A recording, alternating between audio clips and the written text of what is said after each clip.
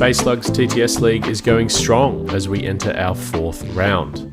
In this single segment episode, Cameron and I will be looking over the mid-season statistics and discuss some of our experiences whilst using everyone's favourite Sith Lord son, Luke Skywalker. My name is Tom Harper. All of the music used in our content is of course composed by the unconquerable Gabriel Fisher. Links to where you can check out and find his projects are in this episode's show notes, along with all the places you can check out and support our content. If you love what you hear, please consider joining our Patreon.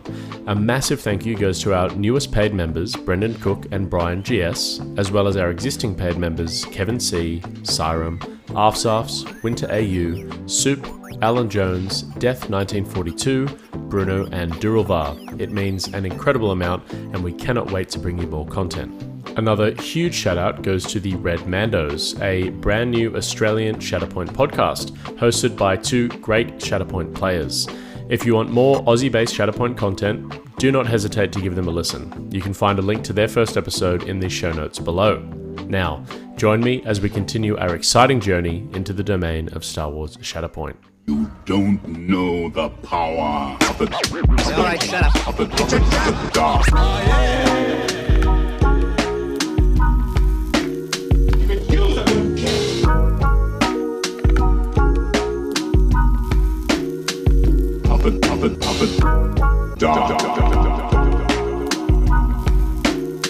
Who's the more foolish, the fool or the fool in politics? It's a trap. Kid, I flew from one side of this galaxy to the other. It's a lot of space. G'day everyone, you are listening to the Space Slugs. We are coming to you with episode 3.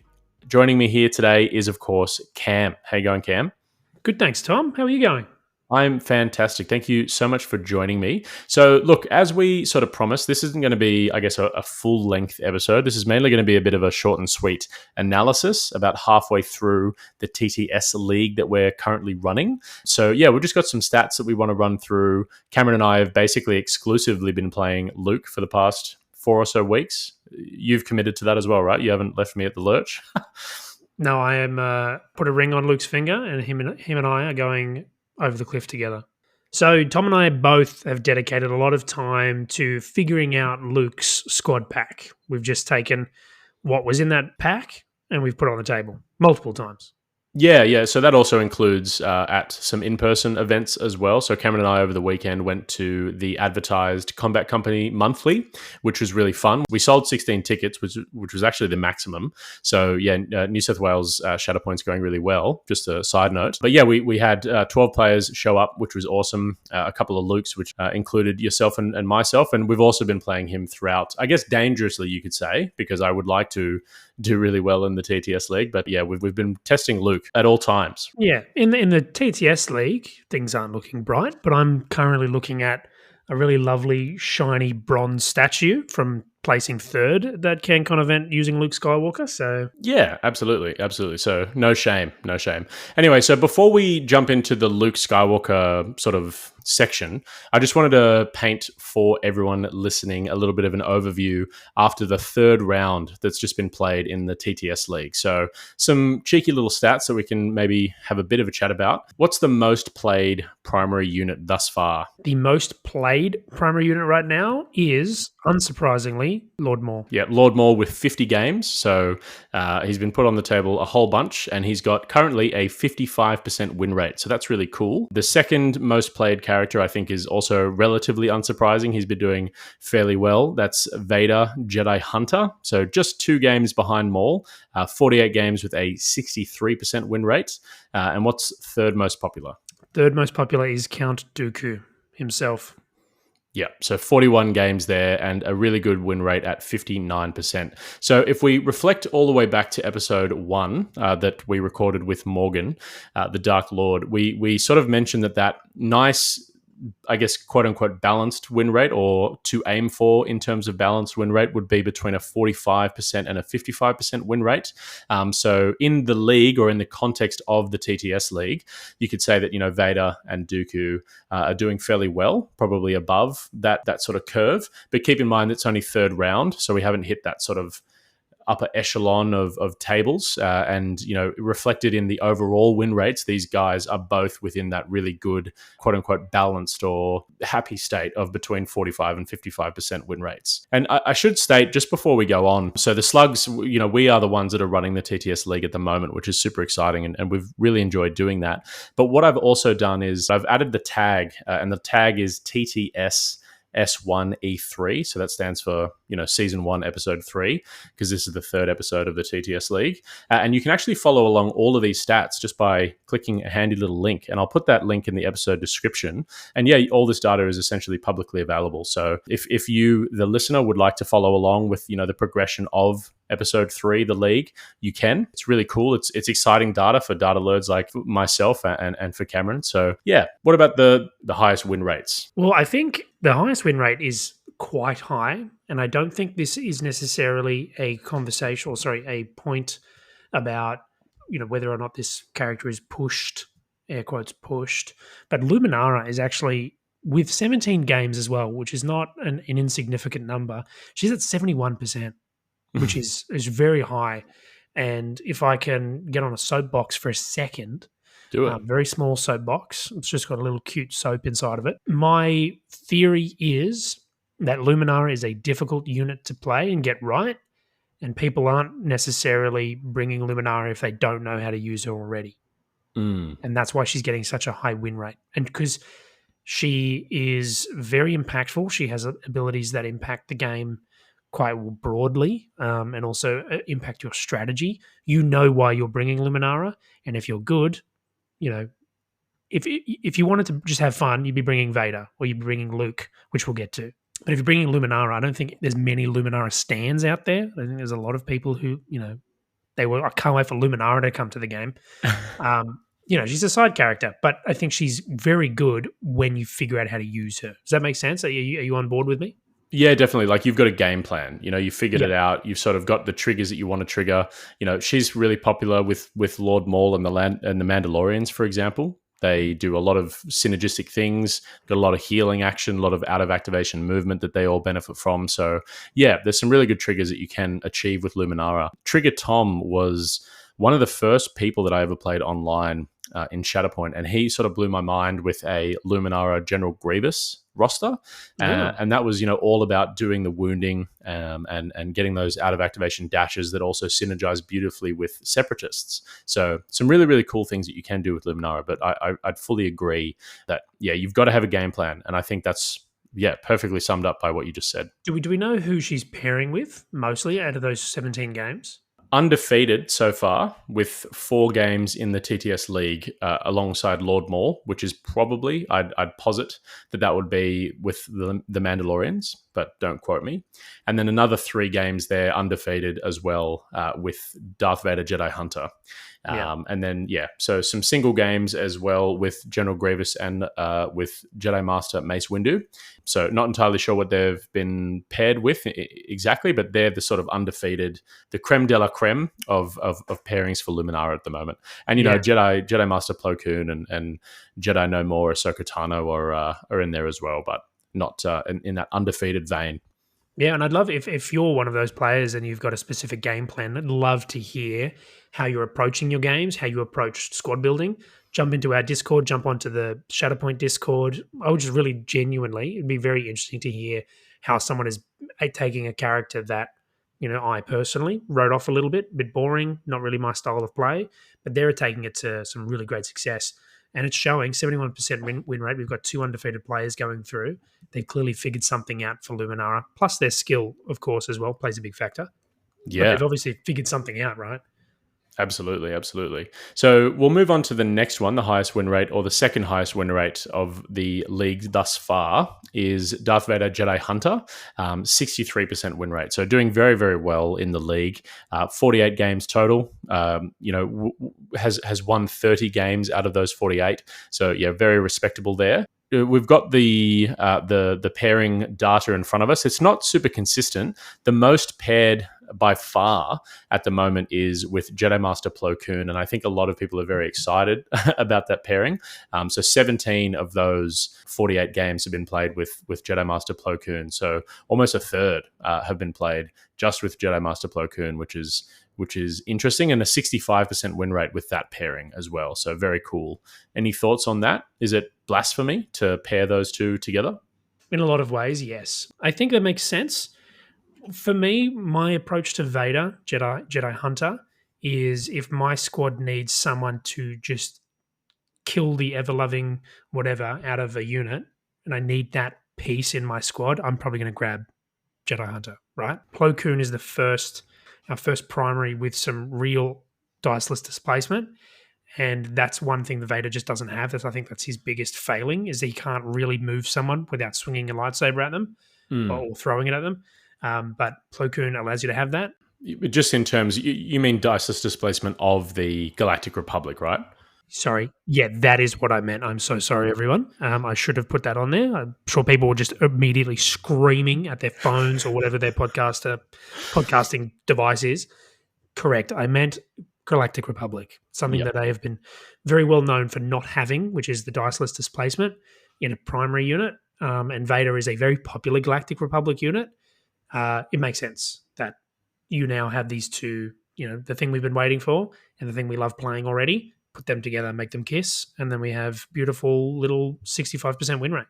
Pretty good. No, I totally agree. And, it's almost like the playstyle is very similar to, I'd say, Asajj Ventress, in that you use Darth Vader's identity, your hatred makes you powerful, to buff up the attack to make it more likely that you get a free force push.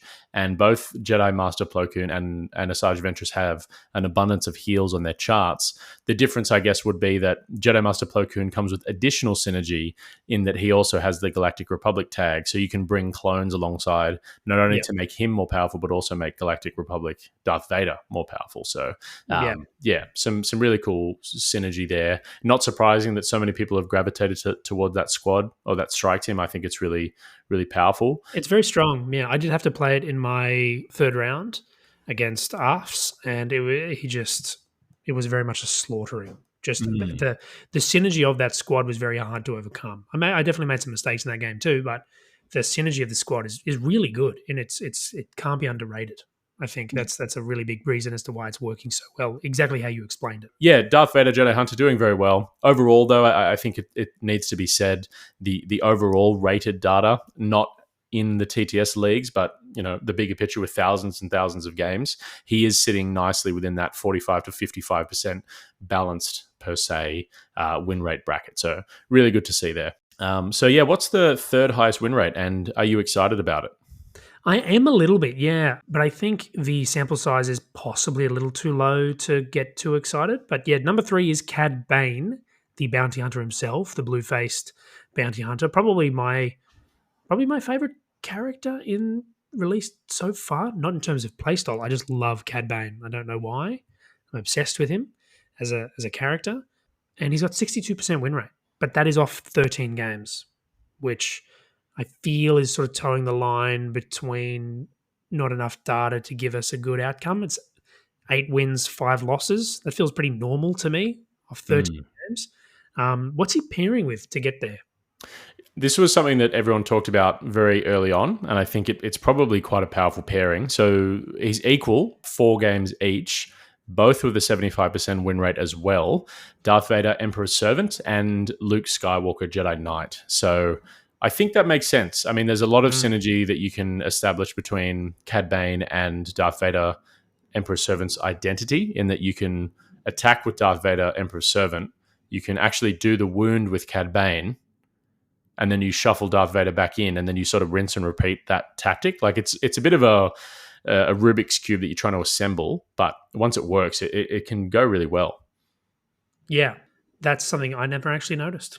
And that's something I really wish I had figured to try, because I really want to make Cad Bane work, and I just haven't found it. I was really hoping that Luke would be the answer to that. How do I make Cad Bane work? Because obviously he'll bring his secondary, he'll bring the bounty hunters with him, and they can become rebel characters, or they can become spies, which allows Boosh to move them and stuff like that. I was sort of hoping that would work out, but I found through all my playing of Cad Bane that I felt he just wasn't quite doing enough. His squad pack wasn't quite doing enough on its own. So I'm interested to hear that Emperor Servant is pulling him along, and surprised to see him getting the 62% win rate. Yeah, I'm really excited about it. So I'm very excited to see where that goes as well. Watch that space for the end of the league. We'll definitely do sort of a post-league after the elimination round wrap-up, because the elimination rounds will also be Premier format. So people are going to have to lock in their squads, which is really cool. And they'll have to play all of them before the finals. So yeah, we'll have some really, really great data. And you as the listener, if you click on that event tag in the description of this episode, or you go into Longshanks, scroll all the way down to the bottom and find events, click on that, and then go to TTS S1E3. You can follow along with all of these stats, and it can all be at the palm of your hand, which is really, really cool. But, the purpose of this episode as a whole was in early Feb, we decided that we wanted to play with Luke. We were very, very, very excited. I think we still are excited about Luke Skywalker, just to put him on the table, see what he can do, and get as many games with him as possible. And I think we've done that. We've got nearly, 10 games each with Luke at this stage, both on the TTS League and off. I think going into the TTS League, whilst I was really pumped up about Luke and putting him on the table, I think he's probably one of those characters that you need a lot of reps with. So I do regret trying to put a lot of time and energy into getting him working as of the start of the TTS League. But alas, I think we've had enough exposure to him and trying to pair him with different things to sort of land at a comfortable place where we can discuss him and his play styles. So Cameron, how about you go first? What was your sort of immediate Luke pairing idea? So my immediate Luke pairing idea was Cad Bane, as I discussed previously, and I've had those two squad packs together in a squad on Point Break for pretty much since he was revealed, since the whole squad was revealed. But as soon as it came crunch time to actually play it, and I'd spent CanCon playing the Cad Bane squad box and really souring on it the whole time, decided to throw that in the bin. And I mostly just looked at what's the most well-rounded character that can do a lot of things that I need to be done. And that I landed on Maul. Long story short, Maul has really great diceless displacement. Maul is probably, I think, one of the most consistent characters, and that's represented in a lot of the stats that we're looking at as well. And I figured if I'm going to play an unknown, if I'm going to play Luke Skywalker, I'm going to want to bring a really solid baseline. So I ended up bringing Maul, Jango Fett, and the Bounty Hunters, because I love the Bounty Hunters. I think they're a great support unit. They can move very quickly. They can take things. And also they can change into a spy if needed with Boosh, which I thought really helped them as well. Helped you sort of mid-game move stuff around.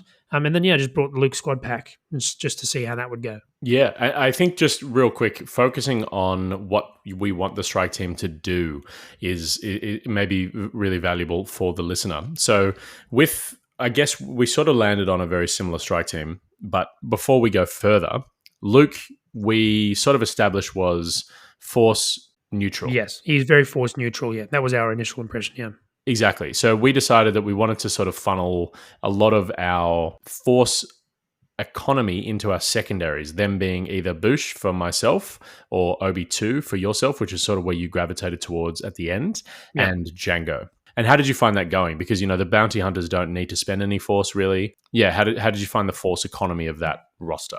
I think the force economy of that roster is very good.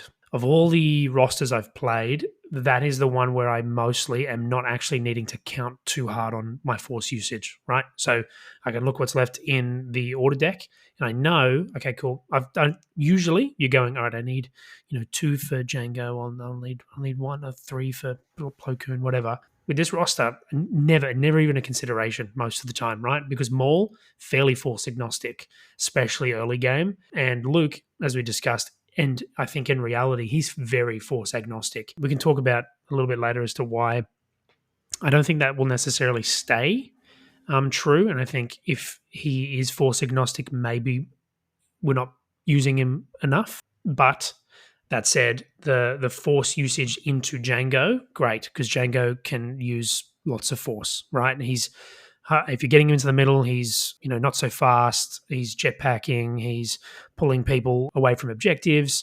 And then also Boosh, can use a lot of force. Lando and R2 need force as well to do their mingle, which can be very, very impactful.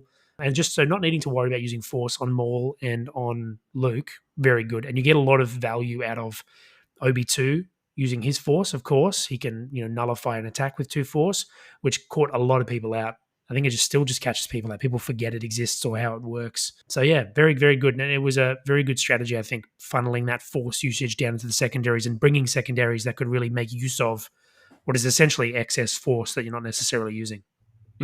So, it sounds like everything that we put into that strike team looks really good on the table. And I think we should preface that Cameron and I sort of went into this after designing a strike team together. So we sort of both landed on Luke and Maul, Bausch or Bouche and Django, and then Lando and R2-D2 along with the bounty hunters. So they're the 2 strike teams that we initially sort of thought that we wanted to go for.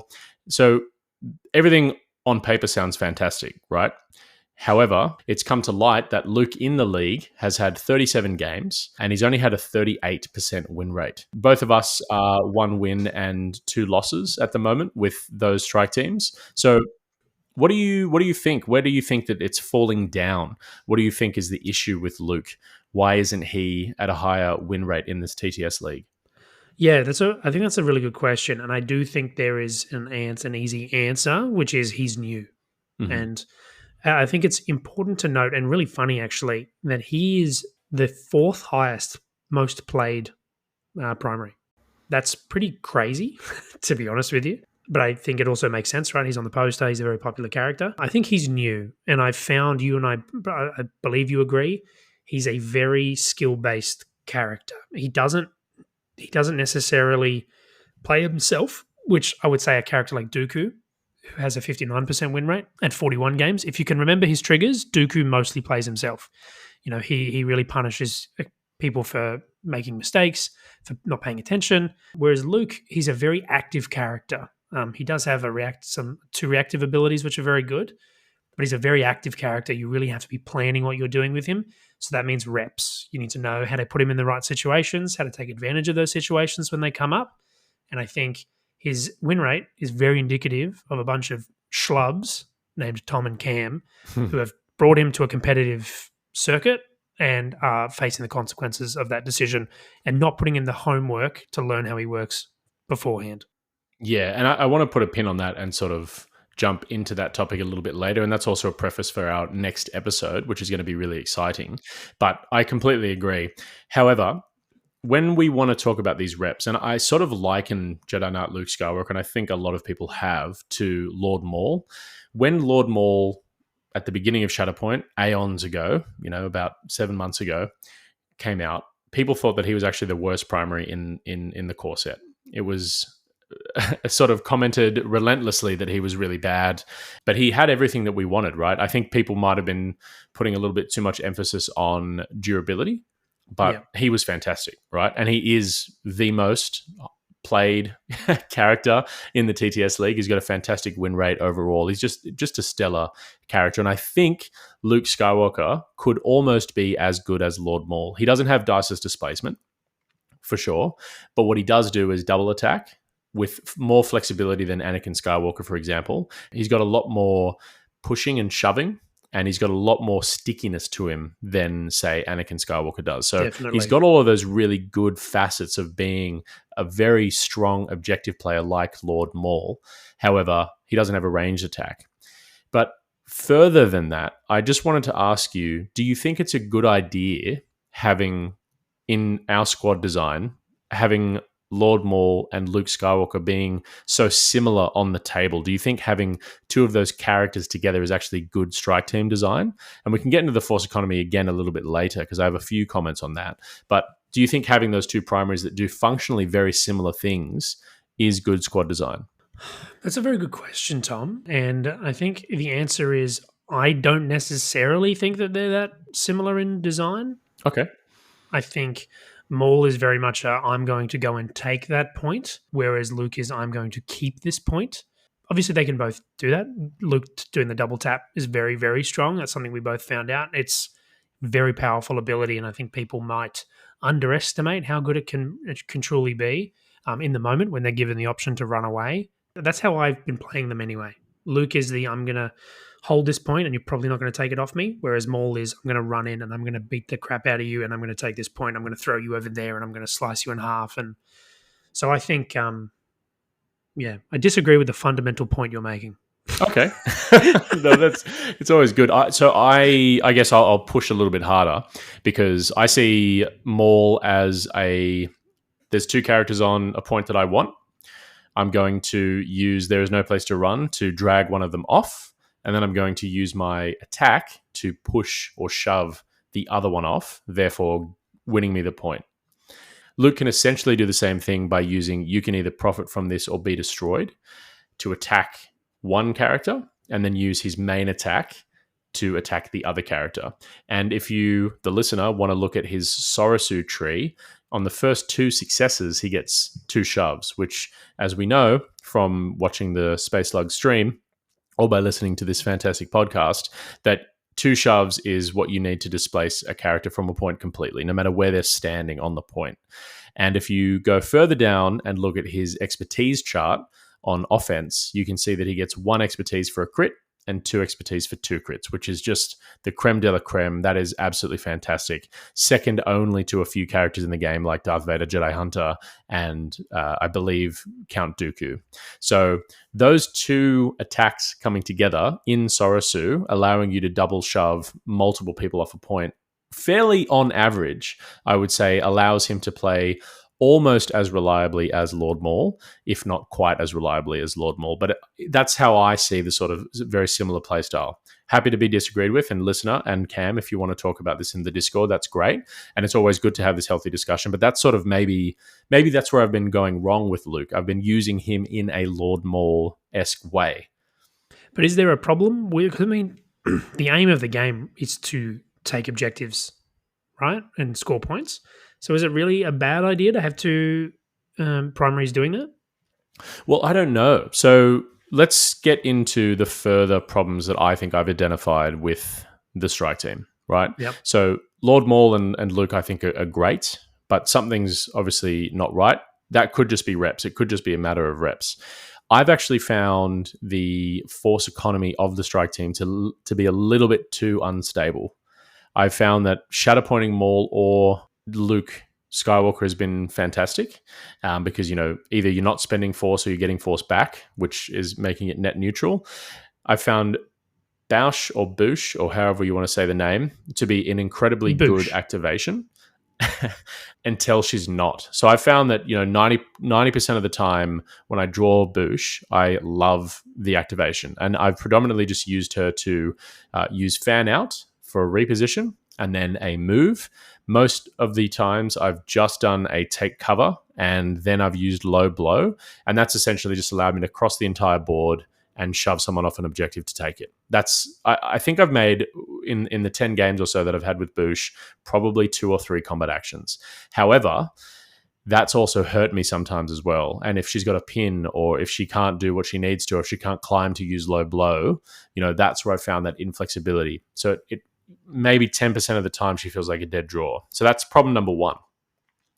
Problem number 2 is that I have loved Lando and R2-D2 with all my heart. I think that unit as a 3-point cost unit is fantastic, but they tempt me a lot to use all the force. I love using Mingle because it's essentially a force speed, and why wouldn't you? Just to put it into perspective, if you start the game with them and you decide to split them to each of the objectives on the sides, you can actually score 4 points on Sabotage Showdown if you go first, i.e. claim 4. And that just puts such a pressure on your opponent to try and get back in the game. Obviously draw dependent, but I've found that activation to be really, really strong. But their element of surprise attack is also fantastic, and I've really, really liked it, which means that I think I'm maybe 1 or 2 force overall in that strike team behind where I want to be, because I'm trying to use 2 for low blow. I'm trying to use probably 2 for a jump and a capture wire on Django. I'm trying to use 2 for mingle and element of surprise on Lando and R2-D2, which means I then don't really have much for a Shatterpoint reserve or reserving a character. And I've just felt that I felt that to be a little bit too much pressure on my force economy. What do you think of that? Yeah, I think that highlights our different play styles, I guess, and our different decision trees. Because I think I used, let's say, the tournament on the weekend, the 3 games. I think I used Lando and R2D2's element of surprise once, probably once, and then I went to use it a second time and realized it would probably kill them because they had 1 health left and they make 2 attacks. And if I rolled fail in both of those attacks, then they die. So I never really found myself using it very often. So I just use them to get on points. That's really their job, and they'll make a combat action if they can. But I don't put a lot of weight into that combat action because I don't like the investment, because I do think that their expertise tree is just not that good. I found I wasn't really getting 1 success on them often enough that I don't really want to take that risk of taking the very, very decent chance of taking a expose and a damage from that combat action, right? Because it's making the 2 attacks. So yeah, I didn't really like it. So I wasn't using that very often at all.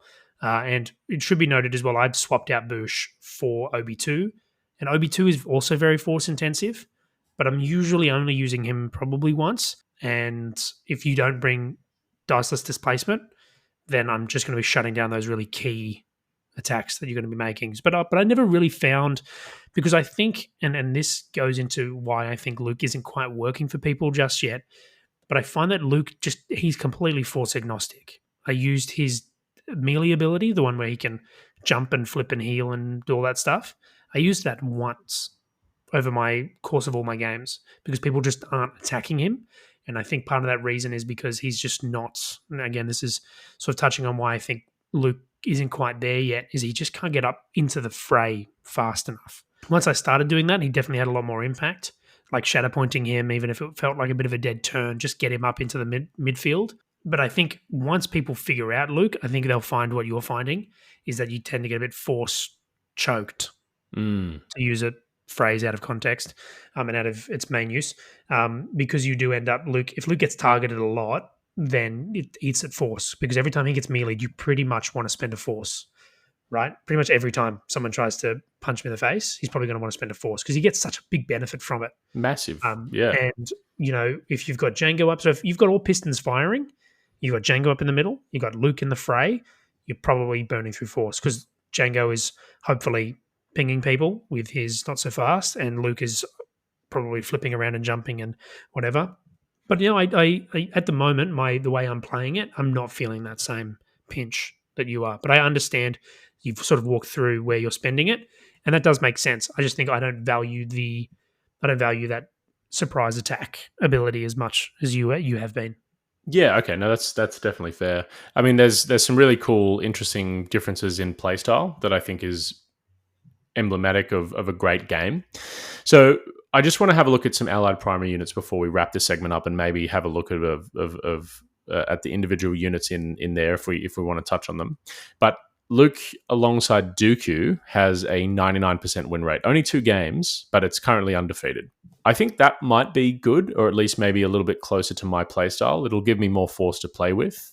If my primary characters get wounded, or primary or secondary characters get wounded, then I'll get a benefit from Dooku.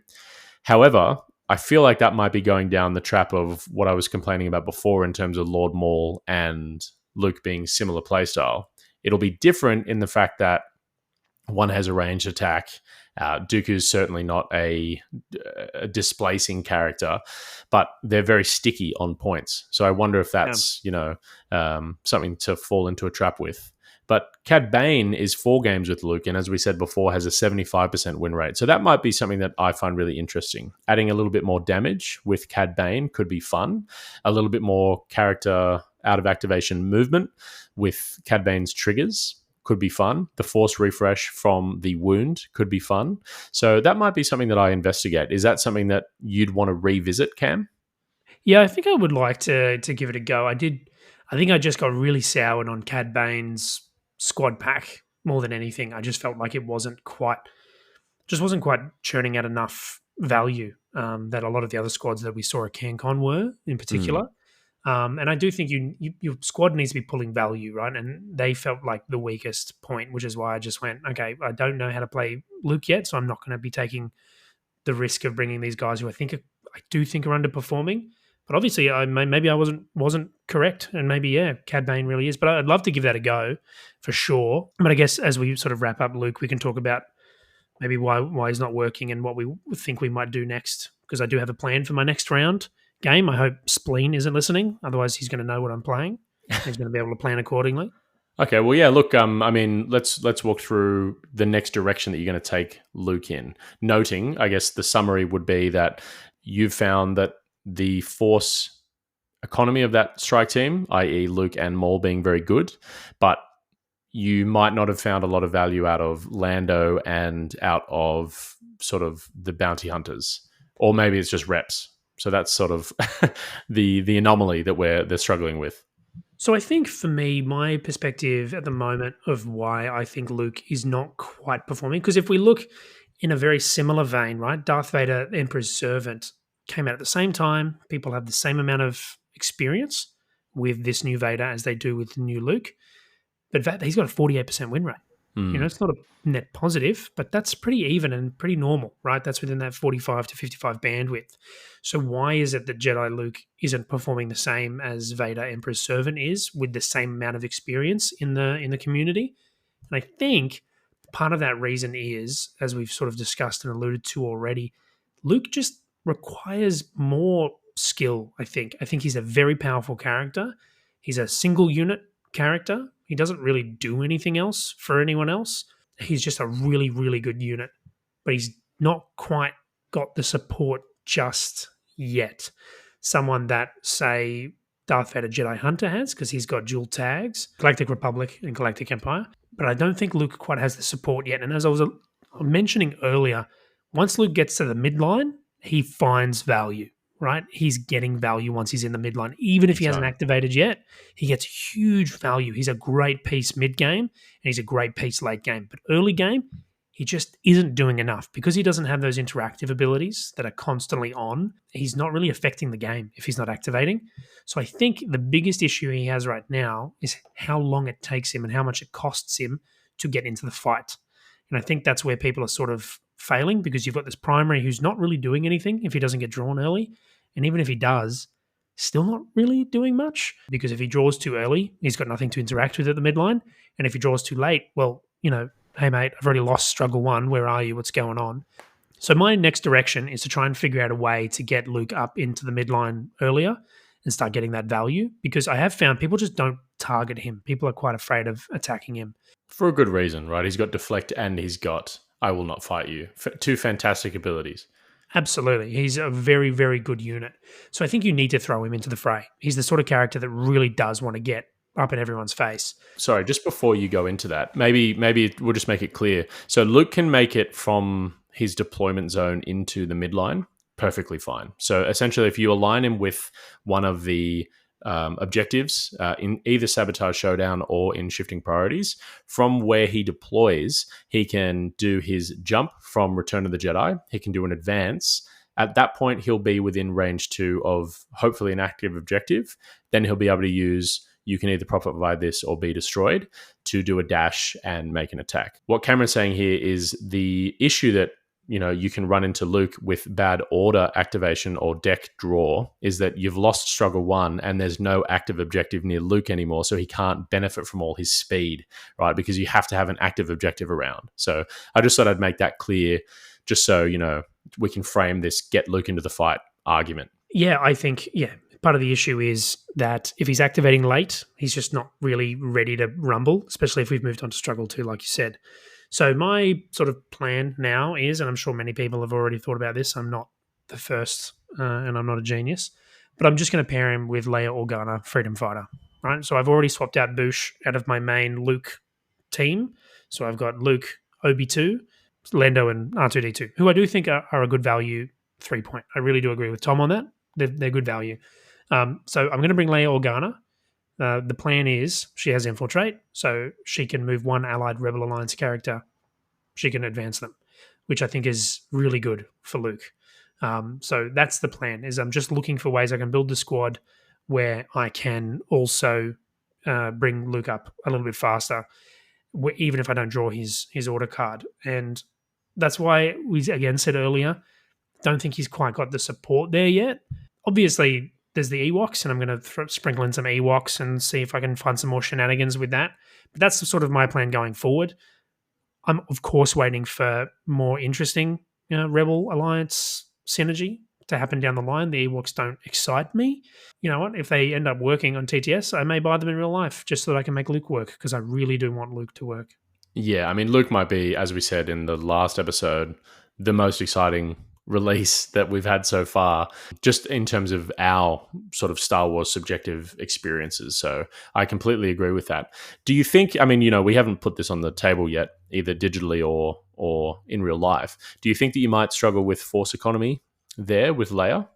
Truly have not done the math. Yeah, that's fair. I mean, Genuinely it'll be fun. haven't done the math. I like the design there that you can use Infiltrate, which is Leia's tactical ability on Luke to get him in the fight, just because she's already got a ranged attack. She also has defensive maneuver, and she's got a reposition available on her offensive expertise tree. So you can do a lot to get her in the fight anyway, which means that you don't, necessarily need to use Infiltrate on herself. So that could be really cool. Just get him up there, have a crack. You could probably, instead of using a movement action, probably do a focus or something to make his attack even harder, or hit harder, which is probably really good design. So yeah, really excited to see where you go with that and how it goes. Yeah, we will see, and I will report back to everyone individually if you ask. Yeah. So just the last thing that I want to touch on in terms of Luke's squad box, Boosh. How have you found her? Because I know that you subbed her out for OB2 relatively early.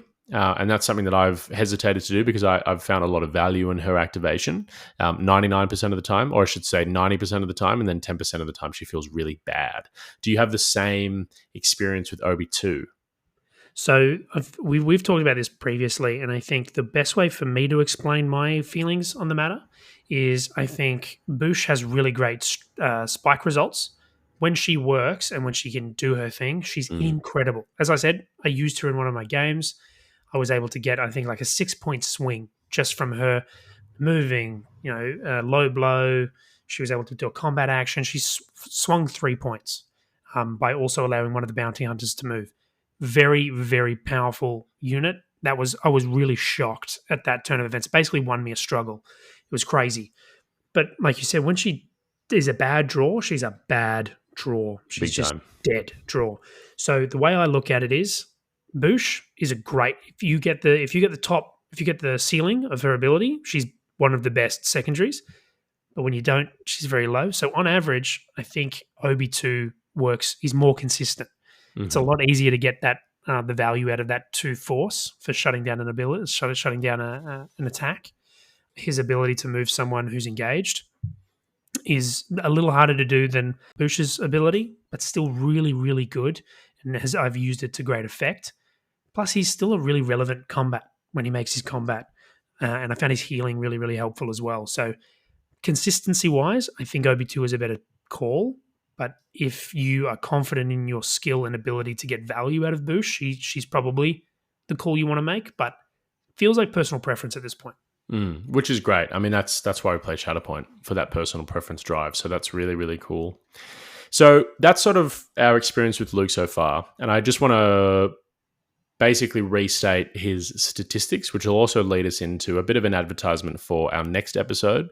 So currently, as of the 3rd episode of the TTS League, which is midway through the season, before the elimination rounds, there are 5 Swiss rounds.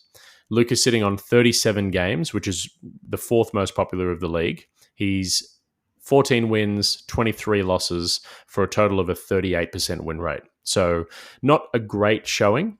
Stinky. Stinky, yeah, because we want to sort of have all of our primary characters within that 45 to 55% win rate, which is emblematic of a balanced and happy and good state, right? Everyone's happy when we're in that, theoretically. I just wanted to say, and this is an advertisement for our next episode, and probably why I, in some ways, regret bringing Luke to the TTS Season 3 or Episode 3, because practice does in this game, I don't want to say make perfect, but really create reliability, right? I have had, I want to say, more than 50 games with Anakin and Obi-Wan Kenobi in a strike team, and they have I think a 44% win rate together, which isn't fantastic. But I, in a tournament setting, have I think an 89% win rate with that strike team. Woof. So I think, despite the fact that they are lower on the rating system or the statistics, you shouldn't always frame what you decide to run via the statistics. And so that's sort of an advertisement for next episode. And we're actually going to get the world number 1 player of the Grand Inquisitor, whose godliness, onto the cast. And we're just going to have a bit of a discussion about what to do, how to frame practice, how to frame a strike team and make it successful despite what the stats tell you. Because I do think that in Shatterpoint, that can very much be a good thing and a reliable thing. And I love playing Anakin and Obi-Wan. They're probably my 2 favorite characters of that era. And putting them on the table just makes me feel happy. And I think the way that I've designed that strike team is effective, right? And, especially in the Premiere format, I can sort of match and pair them into what I know that they succeed against. So, I just think that that's going to be a really valuable episode.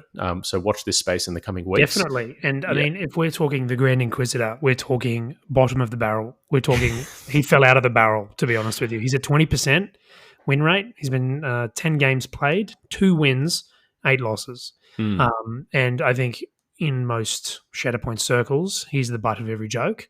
And that's not to say anything against godliness. I'm really, really excited to hear how godliness is making him work.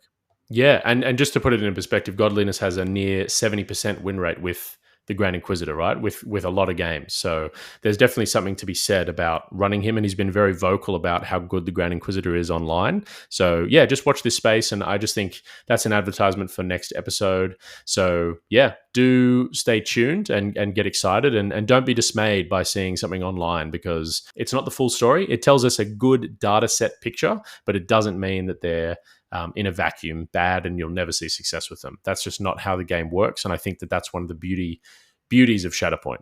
Oh yeah, definitely, Tom. I think it's really good that the game at this point, and I mean, things can change over time, but realistically, we've said it nearly every episode now. If you like a character and you can figure out how they work, you can bring them and you can do well in this game. It's a really great sort of air quotes meta at the moment. Obviously, there are a few things where we're seeing them a lot on the table, but I think, my theory is one of the reasons we're seeing sort of similar squads turn up and do well is because people do tend to bring what they know will do well, right? It's sort of like a loop. It's a feedback loop. Obi-Wan does really well. People start bringing Obi-Wan. Well, Count Dooku's putting up really good numbers. I'm going to bring Dooku to my tournament this weekend because he's putting up good numbers. And obviously some characters will be easier to play than other characters. Like as we discussed earlier, Lord Maul was bottom of the barrel. Now Lord Maul is the most played, and I would say the most consistent primary in the game right now because he can sort of do everything he needs to do. The game will constantly evolve, and you could be the next person bringing a new play style, a new squad to the limelight and to the forefront and sort of shape the meta as we know it. So I think, there's nothing wrong with net listing or, as they say, net decking. Net listing and seeing something that works and taking it to a tournament, absolutely nothing wrong with that. But, you should feel empowered to bring your favorite character, put them on the table and figure out how they work. And that's what we're going to cover in the next episode. So please join us.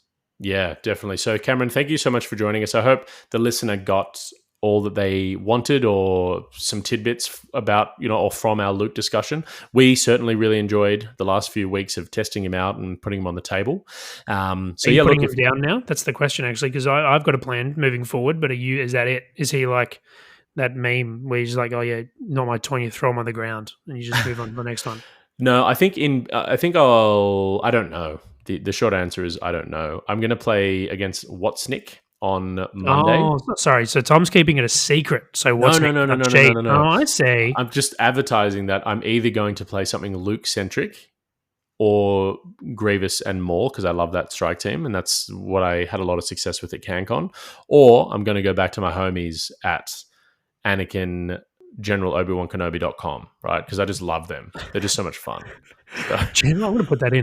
So Cam, any closing statements to finish off with? Thanks to all my opponents so far. It's been great games.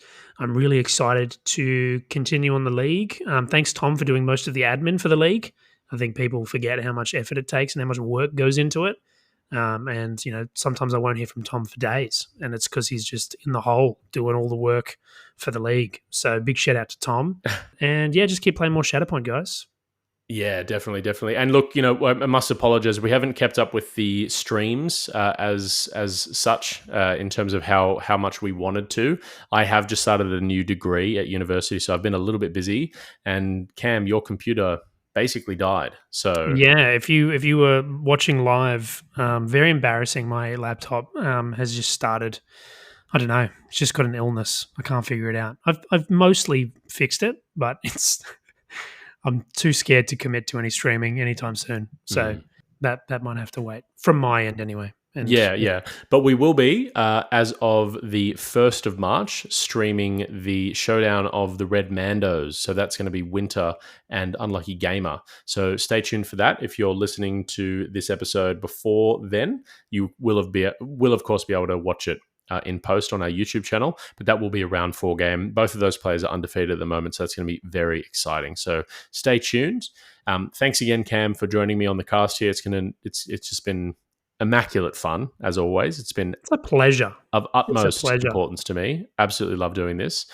So look, if you guys are absolutely loving the slugs and you want more Shatterpoint content, go to our link tree below. You can check out our YouTube channel. You can check out our Twitch channel. Of course, you're already checking out our podcast because you've made it this far. But if you do feel obliged, or you do feel like you want to support the channel a little bit more, potentially consider joining our Patreon. Thank you very much to everyone who's already signed up. We've had a really, really great swell of feedback and support on the Patreon, which has been really, really exciting and has allowed Tom and I to start experimenting with some things, and we've got some really great ideas for the future. So thanks, everyone, for all of that feedback, and it was really awesome to go and meet people over the last couple of months. So really appreciate everyone supporting some local buffheads doing podcasting and streaming and all that. So that's really nice. Thanks, everyone. Yeah, thanks so much, guys. Well, look, you've been listening to the Space Slugs. We cannot wait to bring you our next episode, and stay tuned for some weekly-ish streams. The ability to destroy a planet is insignificant next to the power of the Force.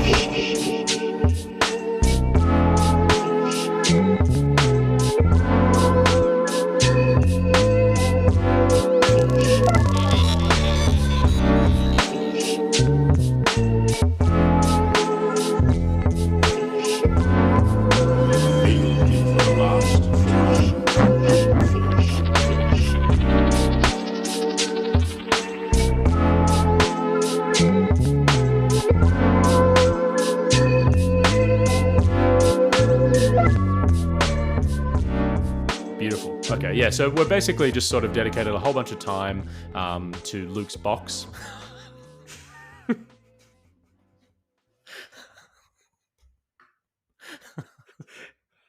It's not that funny. How did that take you? That just took you right out. Sorry. Oh. I'm gonna have to edit that one out. That fucking took you right down. Jeez Louise. Squad pack, right? I'll say that. Yeah. Squad pack.